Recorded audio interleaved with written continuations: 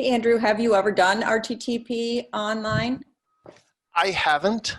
That's been a very well supported conversation in the Reacting to the Past community this last semester, Mm-hmm. completely appropriately. Hmm.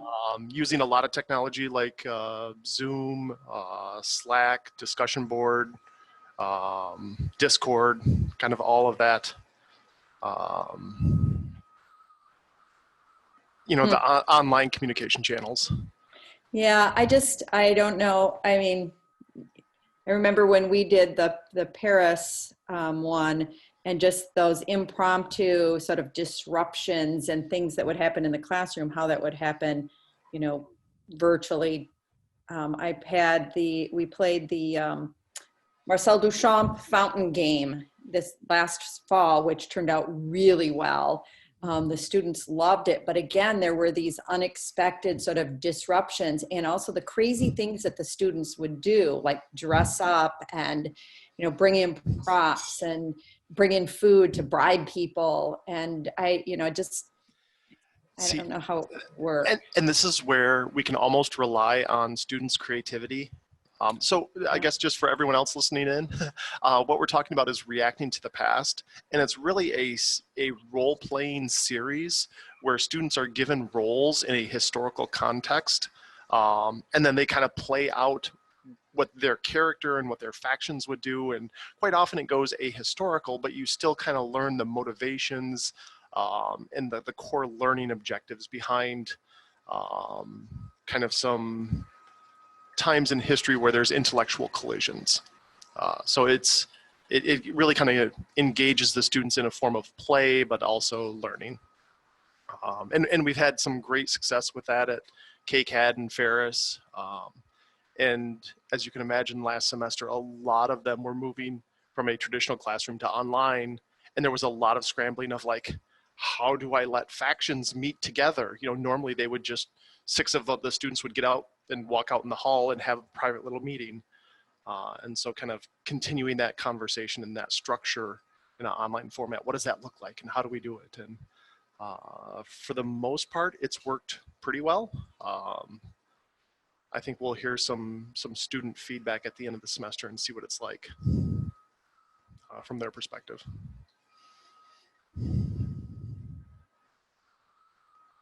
Yeah, I know I've got a Henry VIII costume upstairs, which I didn't get to use this semester, which made me kind of sad.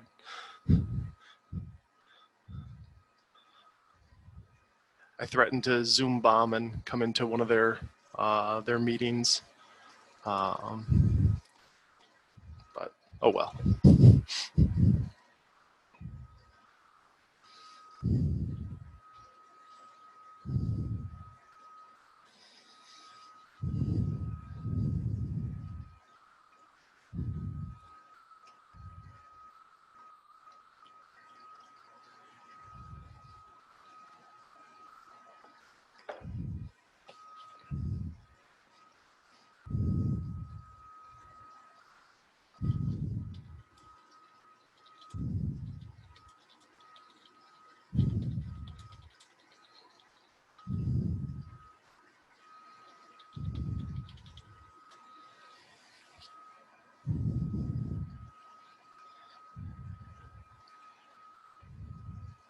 One of the odd Zoom skills, you have to be able to drink coffee silently. Otherwise, you all get to listen to me slurp, and that would probably make you all disconnect.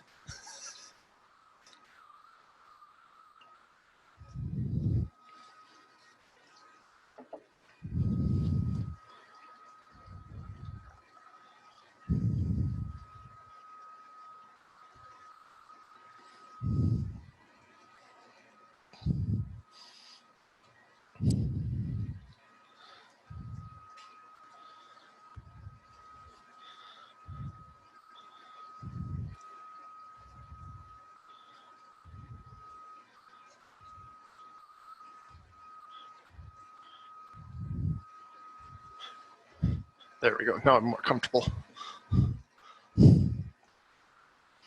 Got to play with the virtual backgrounds.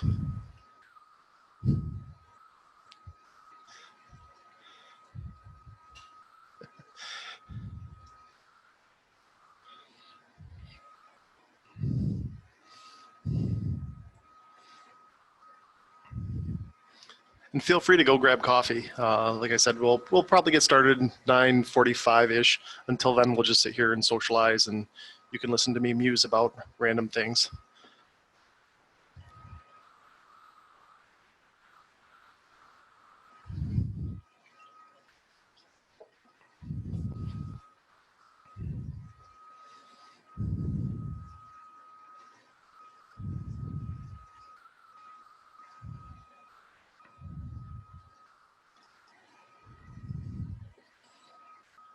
Okay, so here's the question of the day.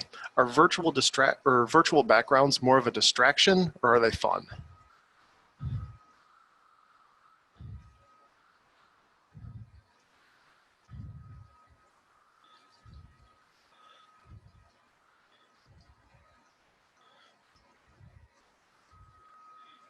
Because I think they're fun until like I start disappearing and like parts of me look like weird.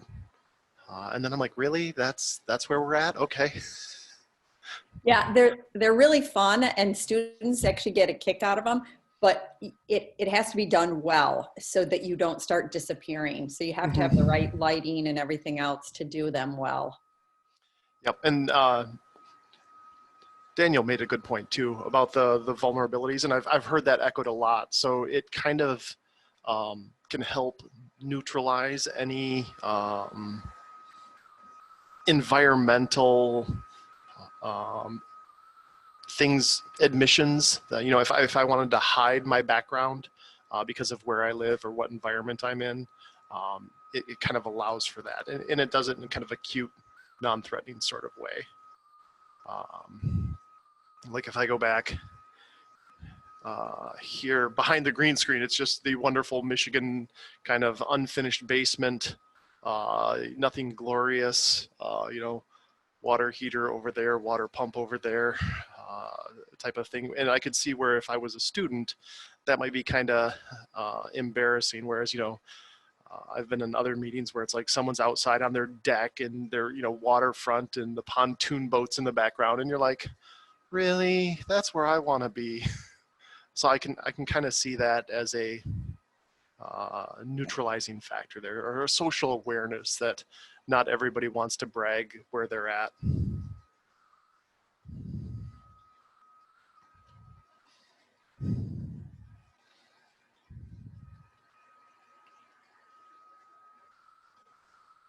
It's bad enough when I'll be working with faculty and they're like, oh yeah, I'm in Florida, you know, sitting on the beach and it's sunny and 82 out and going great and everything's fine. And you're like, oh, it snowed again today in Michigan.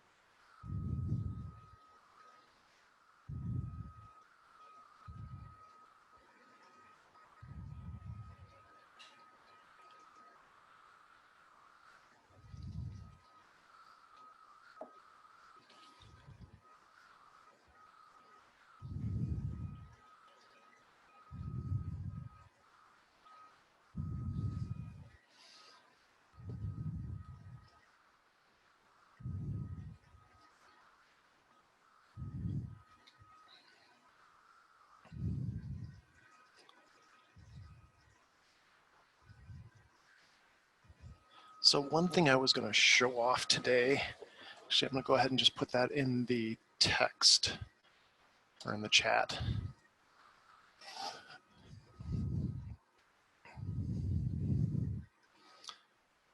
So if anyone wants to take a look, there's a link to Tabloro. I don't know how to pronounce actually the URL, but it's one of the examples of kind of an assignment that we've done that we've had to convert online. Oh, actually, I didn't post that to everybody. There we go. Okay, there we go. Just posted that link to everyone. And like I said, this is just kind of an example while we're waiting that I can show off a little bit of kind of what we're doing. And it's really just kind of a virtual tabletop. And what we did is we've worked with optometry. And one of the challenges that, actually, I probably shouldn't start talking yet. This is the thing. Honestly, I start my classes this way too. I start talking about stuff with students, and then other students are coming in. And I'm like, oh wait, no, I shouldn't start yet. I should be waiting until we actually start class, because otherwise students come in late and they feel left out. So I'll try and show a little bit of discipline here today. It's rough. I'm going to blame the third cup of coffee. It makes me impatient.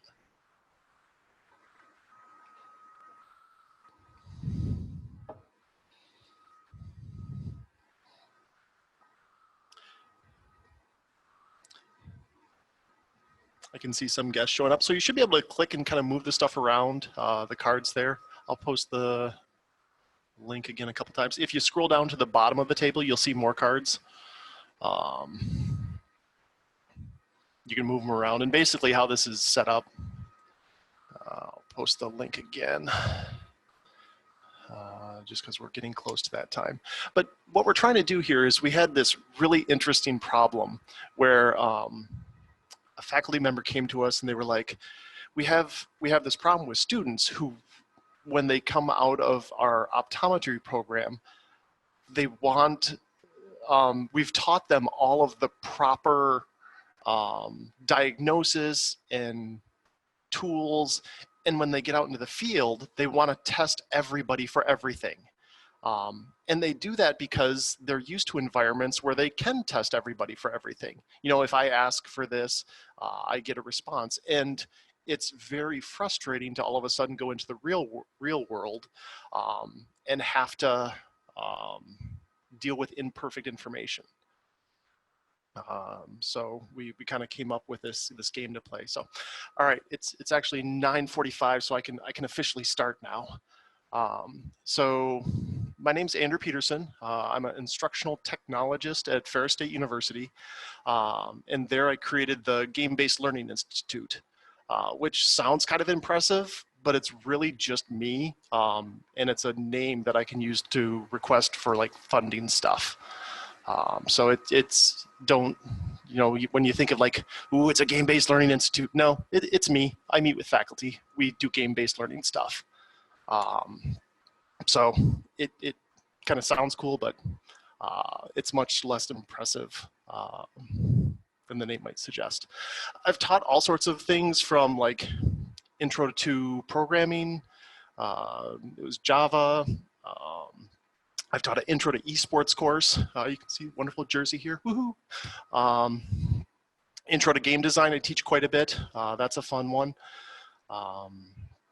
So we've done kind of all sorts of different stuff like that, but they said most of what I do as far as like making stuff engaging is usually working with other faculty. It's having faculty come to me and go, you know what, I've got this learning objective, it's just not working. What can we do? And this is where I'll post the link again, because I think if you come in after the fact, it's not going to show it. So sorry for spamming everyone else with the link, but there it is. So what this is this is an example of faculty, as I said earlier, from optometry. And they came to me and they said, our students are going out and they want to run all of these tests with everybody, and we just can't, we need to teach them that they need to kind of adapt to the real world. And so we came up with a bunch of kind of role-playing scenarios. And if we scroll down to the bottom of that table, you can see there's a patient that they can drag. And this kind of gives the patient the conversation part behind it. So this is the stuff that, you know, if I walked into an optometrist, they might just ask me stuff, and it's informal and I'd be able to tell it to you. So they're role playing in this. Normally there would be two students here. There would be one acting as the doctor, and they would kind of stay at the top side of the table.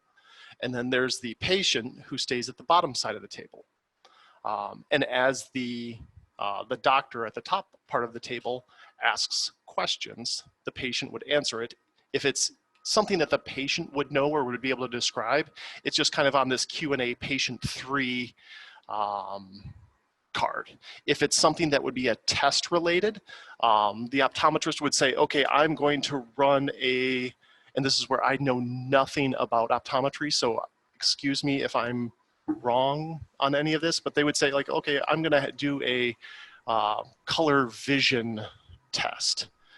And then the patient would drag the card up to the top, and the doctor would see, okay, here's the results for it. And we made it so that each card had a time value and a money value on it.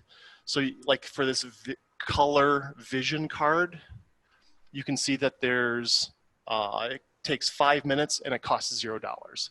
That's usually just something that the optometrist would just ask the patient, you know, hey, can you see the number in here? And they would go, is it 71? Is it 71? Yeah, now I'm trying to stare at my monitor. But it allows them to kind of engage in a back and forth. And it becomes a conversation where they can kind of troubleshoot and engage with each other in a meaningful way, and they can kind of mock role play.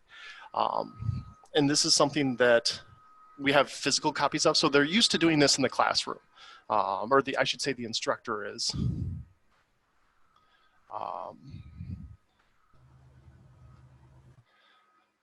And so the students kind of get to have that conversation back and forth, and they get used to kind of diagnosing symptoms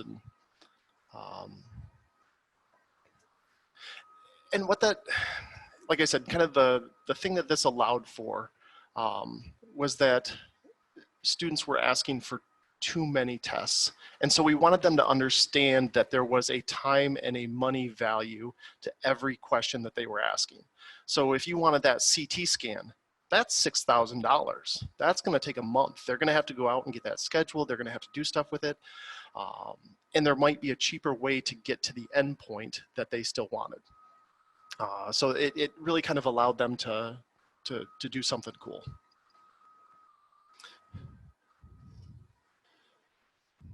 That was just one example. I kind of wanted to show off a little bit. A little bit more. So let's see, that was fall 2019. I was actually teaching Intro to Programming, Java programming class. And we had it was a pretty small class. I think we had about 12 to 14 students.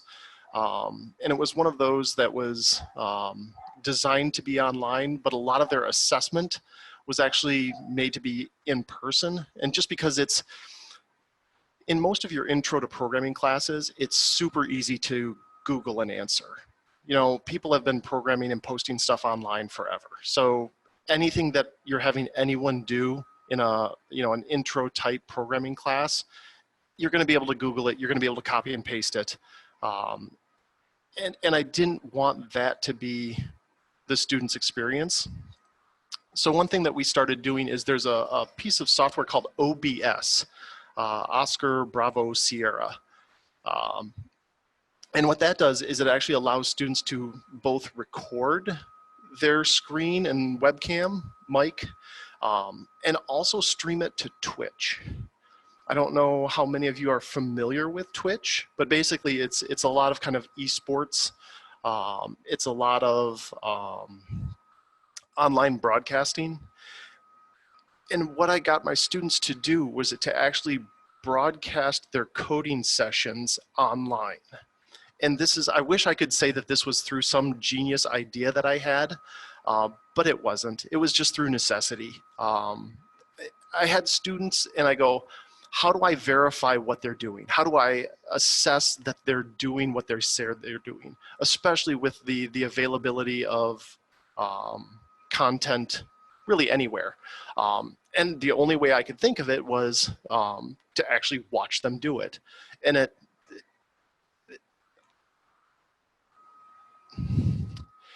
so when they record it and they broadcast it, I would just have them narrate, just talk. I actually gave them a rubber duck.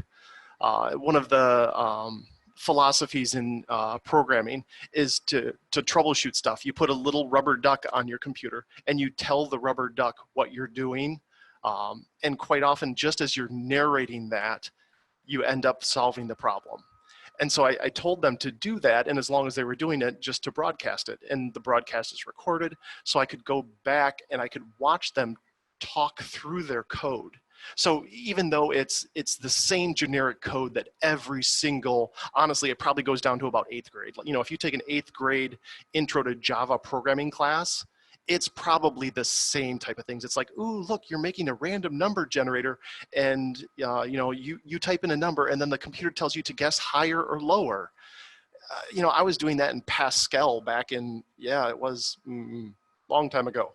But the code's the same, the logic's the same. There's nothing unique there. And so, but by having the students have to narrate what they were doing and record that and broadcast that, it added a level of assessment that worked out really, really well. So if you're thinking of things in your classroom where it's something that you're more interested in assessing the process, having them record and narrate that process is so valuable. Lisa asked, does OBS software cost money? No, it's free. It's amazing. I think it stands for like Open Broadcasting Software. Something equally as cryptic. But that's, like I said, one of those things that I'm like, hey, just download this and try it. Given my student population was super geeky nerdy, so I would expect a little bit of a learning curve for most people. But that being said, it is super friendly from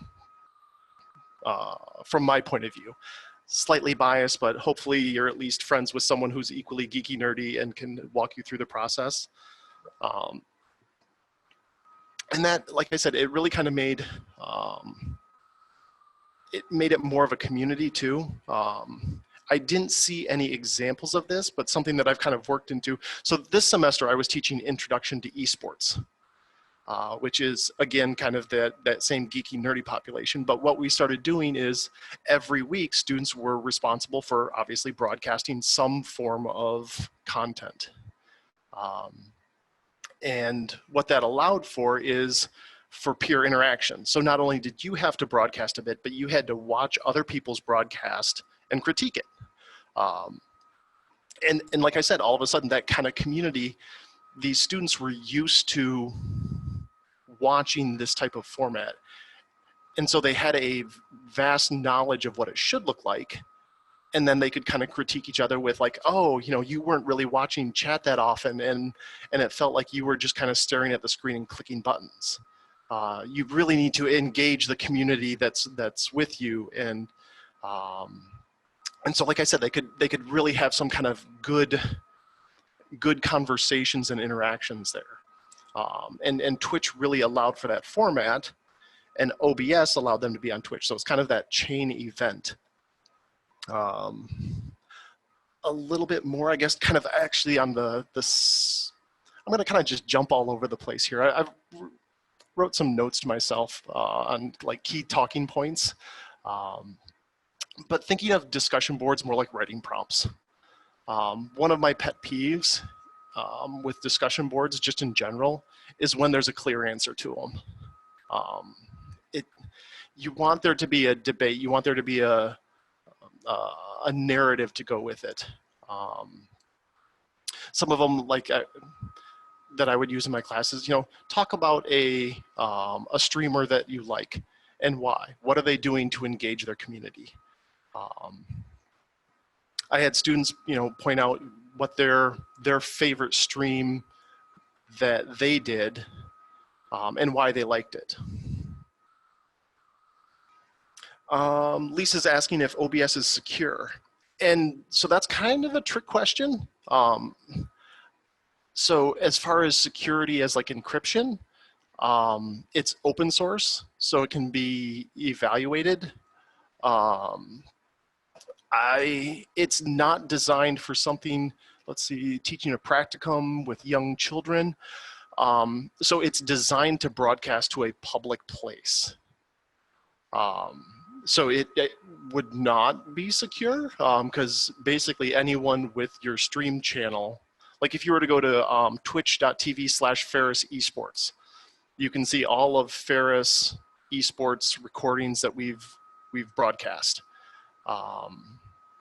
So it really wouldn't be kind of for a private thing. You might be able to, but I'd be super nervous about that, especially with kids. So I'm just gonna say no, and we'll leave it at that.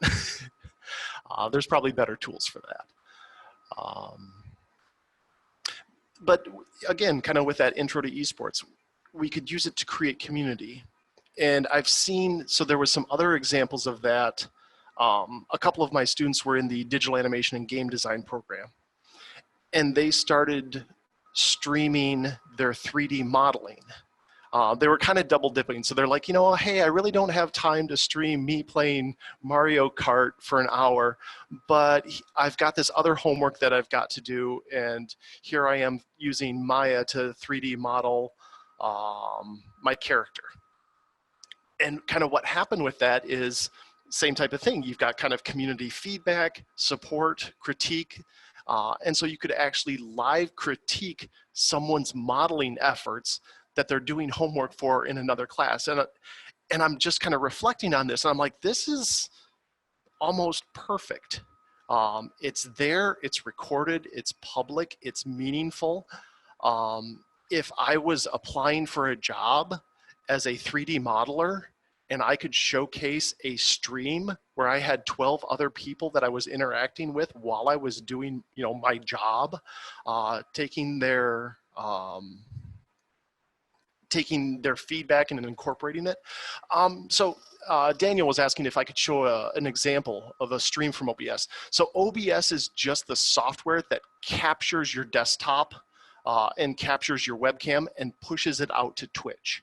Most of Twitch uses OBS. It is the industry standard for broadcasting stuff. So because it's free and because it works really, really well.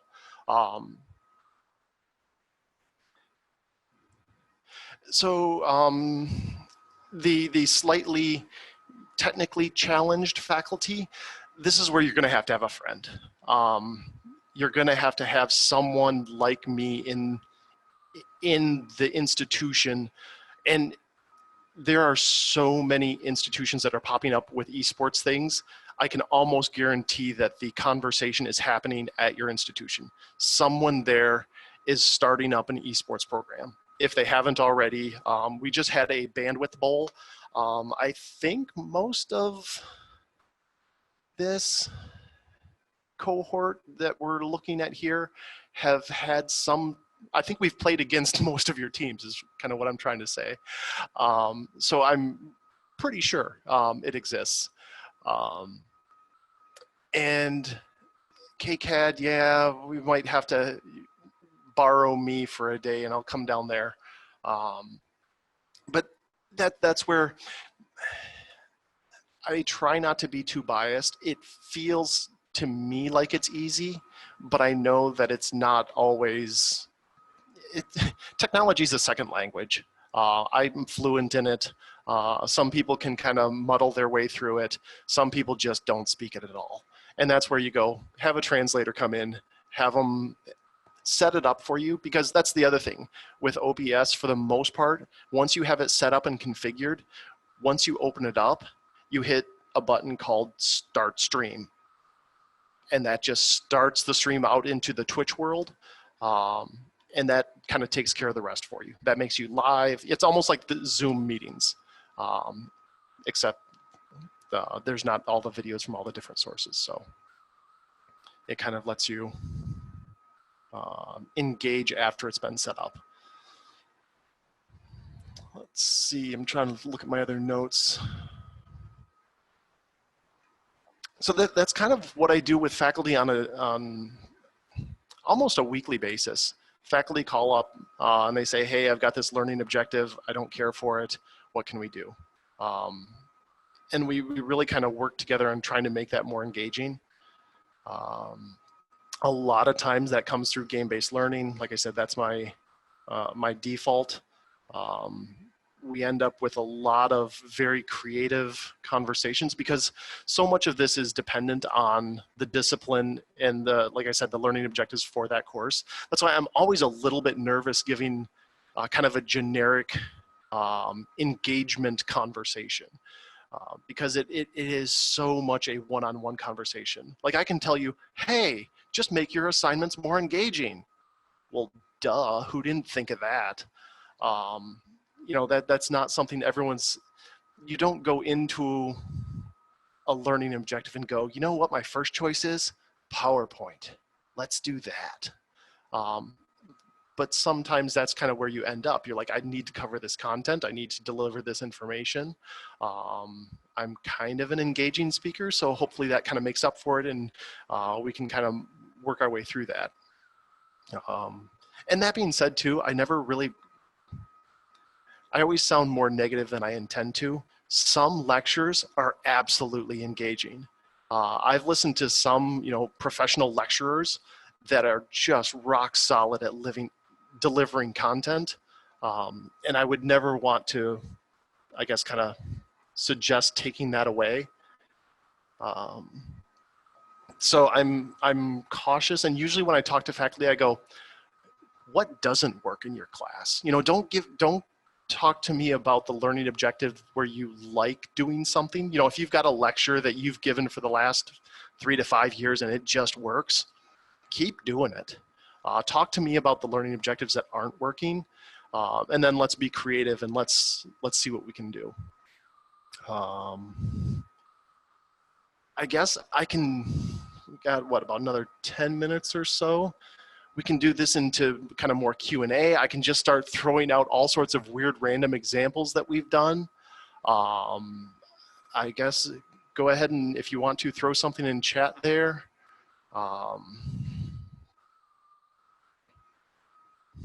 Yep, the questioning components, like examples.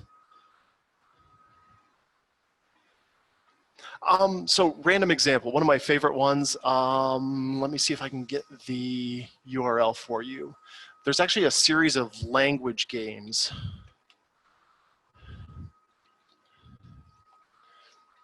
From,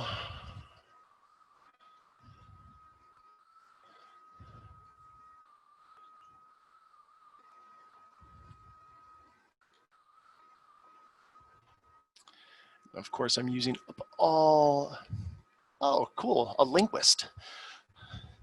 So Daniel, this one you'll like. It's called Thorny Games. Their website's not coming up for me right now. But yeah, I know this is them. So one of their games is called Dialect. And it's actually about the emergence and creation of new languages and expressions. They have a free game called Sign, I think, that's actually kind of historically based. That's all about the emergence of sign language. Yeah, all sorts of cool stuff. And like I said, this is what I do with faculty because when there's too many people, and actually, so if there's anyone in here that's a math instructor, I'm going to apologize in advance. That's the one I don't have. Math is just too raw of just math. Like it's numbers plus numbers equals numbers, or if you throw in an X, Y, and Z sometimes, I apologize because it just doesn't It doesn't gamify itself. It is so much of a raw science that you just need to know the math. So if we could talk about physics, that's a little bit more fun because that's action and moving and blowing stuff up. So there's all sorts of games around physics, but Matt has made all sorts of games. So Matt Smith, I think you heard from him yesterday. Art history, don't know about that one. It could be a rapid prototyping. So we've talked about like, we've made a game that makes games, which is really cool and doing all sorts of fun stuff. So writing is actually kind of, you can have fun with that too. There's a game called Fiasco, which is much more storytelling based, but you can go from storytelling to writing to story arcs very easily. And that's kind of just the process, because usually with writing, you get into world building. Actually, one of my friends, Trent somebody, he's at RIT, has a really cool world building game. And so he works through it with his students to create an environment, and then he makes them write about it. So it creates all the variables around a society in a game-like environment. So you're kind of building this, and then one of the cards is when there's a societal norm that's challenged, that's what you write about. And so, yeah, you're right. That is definitely creative writing. Tech writing, one of my favorite examples of that is writing game manuals. Game manuals are horrible examples of technology or tech writing. And so you can almost take any complex game, look at their game manual, and it's a horrible example, and then make them rewrite it. Zach Wendler, one of the instructors here at Ferris, has made that his assignment, and it was either a midterm or a final. And it's funny, sad, that our students are creating better technical writing. Yeah, Daniel, thank you. That's Trent. He's cool. Everyone should buy him a beer. He's awesome. But yeah, so Zach Wendler is, like I said, actually requiring game manual writing as a technical writing example. And it seems so perfect because you can then give your manual to someone and say, play this game. And if they can do it, you are a successful technical writer. If they can't, you should evaluate who your audience is and kind of go through that, the technical writing process.